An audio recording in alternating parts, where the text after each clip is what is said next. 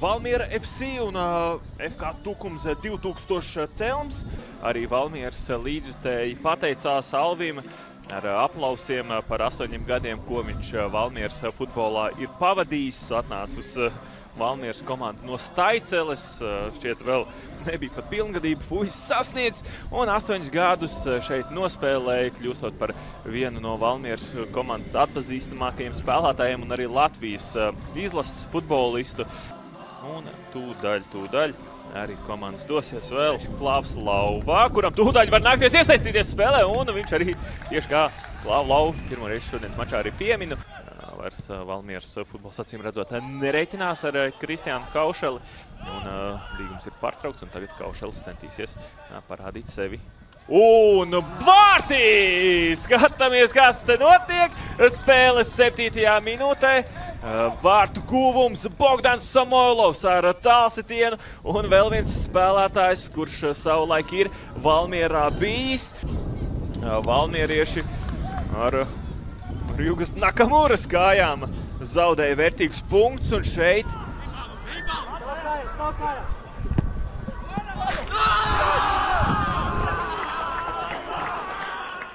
skatīsimies atkārt. Lūk, Toņševs cenšas pieņemt bumbu, un šeit spēriens pa kāju.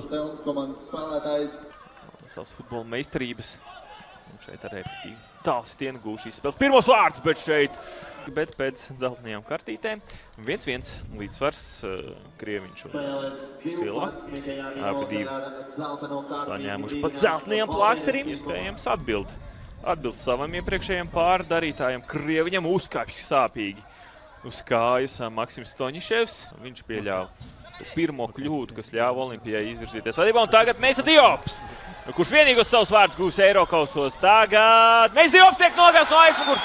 Tiešām šeit nav zeltenais plāksters. Jā, nav mums šodien VAR sistēma šajā spēlē. Rogovs nāk palīgā Mihumbī. Jā, vispirms nospēlēja bumbā.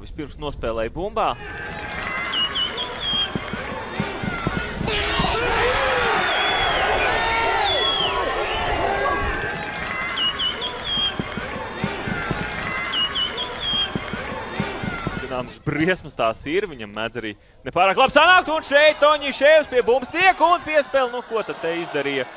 Kur bija killer instinkts, kur bija un raida bumbu zem vārdsarga, ļaujot Kopustinam pie tās tikt.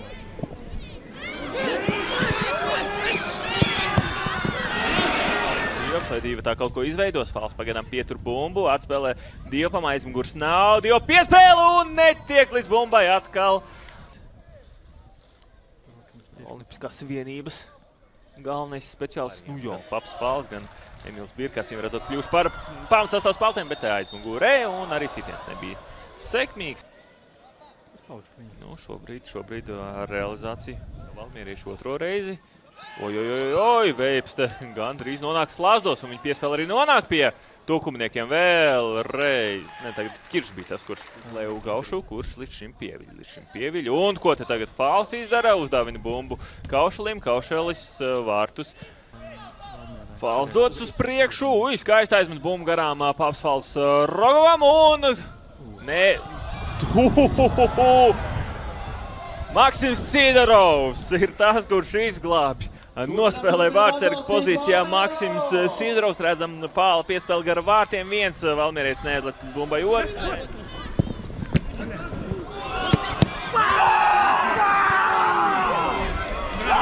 Pārsvaru. Un tagad Valmieriešiem stūrs sitiens un Maksims Toņiševs arī lieliski iespēja. Līdz viņam bumba aizgāja.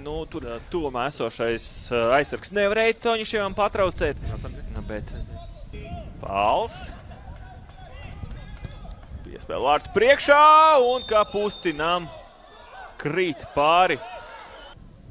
Cieta Fāla piespēle.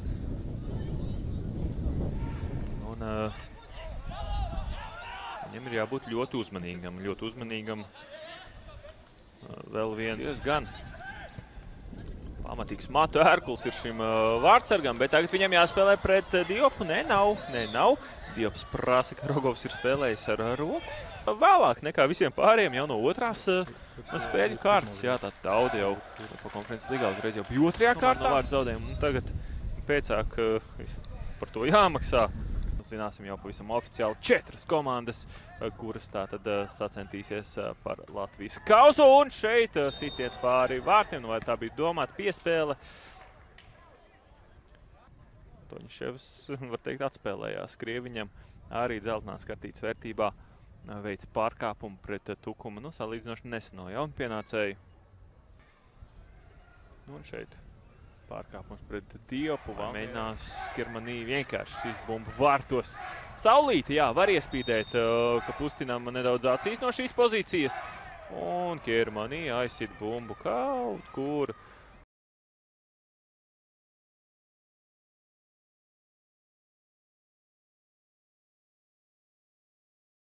Lūk, šeit esmu lielgabala sitienu lielmeistars, bet nu, bumba tāpat vārtos. Negribēja lidot, sakrājās uz bumbas diezgan ūdens pilieni. Un tagad, trapa pa galvu Somailovam. Gribēja Gustavu Silva gūt savus karjeras skaistākos vārtus šķērītē, bet bumbas vietā patrāpjas Somailova galva un Gustavu Silvam. Oi, sarkanais plāksters, pareizi, viņam taču jau bija. Saņem otro dzelteno kārtīti. Nu, lūk, redzam, nu šeit nebija domājis. Spēlēja Anmani. Tagad Endojs tiek garām Krieviņam. Endojs dodas uz priekšu. Reingolds tur viņam patraps pretī un notiek pārkāpums kam? Standarta situācija. Nu, Endojs tagad ir devies laukumā. Viņu ar šiem te augstajām piespēlēm var meklēt. Mandām nākuši spēlētāji ar 24. numuriem. Tātad Endojs Valmierai un Nagasava tukumniekiem. Gaušu! Nu, viņam paveras tagad ceļš uz priekšu. Gaušu! Nav notiekuma pārkāpums, jo spēlēja bumbā. Deņš Rogovs. Nē, tomēr tiek norādīts uz 11 metru soda sitija. Nu, man izskatījās, ka nospēlēja tīri bumbā. Sākotnēji. Nu, es teikšu tā, principā pirmajā puslaikā ļoti līdzīga situācija komandai. Izslēgt no Latvijas kausa Liepāju, kas bija pagājušajā gada sensācija. Ui, te kritieni viens pret otru, nu un te tagad kautiņš. Gandrīz vēl laukumā notiek. Rogovs saņem dzelteno plāksteri. Lūk, par šo izklupienu. Deņisam Rogovam. Dzeltenais plāksters un pagaidām skaists tas, ka vēl potenciāli minūti tuvāk. Var pat mēģināt iegriezt bumbu tuvajā stūrī. Un lauva! Un tomēr tiek galā ar šo situāciju Endojs. Un tagad Kirmani izvairs no Krieviņa pārkāpumu. Tiek nogāsts Gaušu. Un šeit pārkāpums ir. Bet kādas sankcijas?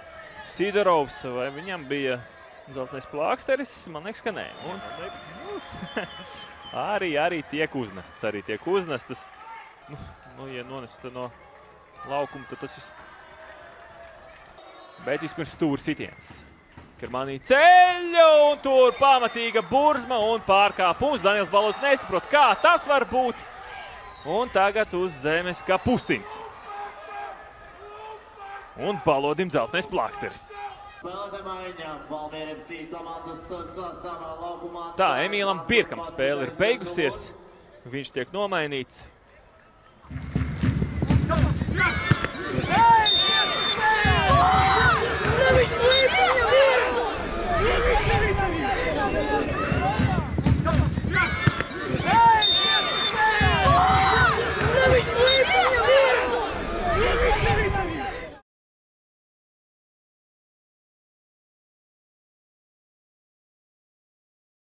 Fāls piespēle vārtu priekšā, līdz bumbai netiek Gaušu, bet Endojs